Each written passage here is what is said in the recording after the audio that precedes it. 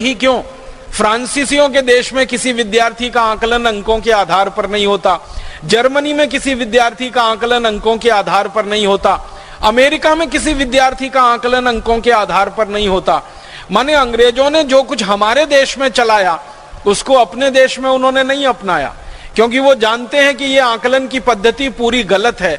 इसमें विद्यार्थी फेल और पास नहीं होता है, पूरी शिक्षा व्यवस्था फेल और पास होती है।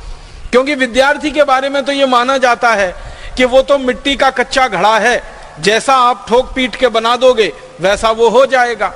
तो हमारी शिक्षा व्यवस्था अगर किसी विद्यार्थी को फेल करती है, मैं मानता हूं पूरी शिक्षा व्यवस्था फेल होती है, विद्यार्थी फेल नहीं होता है उसमें।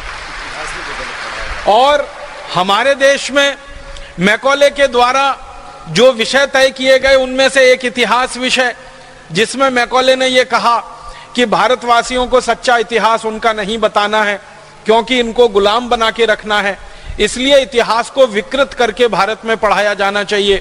तो भारत के इतिहास को पूरी तरह से उन्होंने विकृत कर दिया।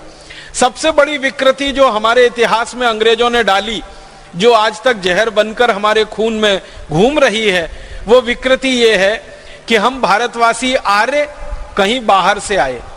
सारी दुनिया में शोध हो चुका है कि आर्य नाम की कोई जाति भारत को छोड़कर दुनिया में कहीं नहीं थी, तो बाहर से कहां से आ गए हम। फिर हमको कहा गया कि हम सेंट्रल एशिया से आए, मध्य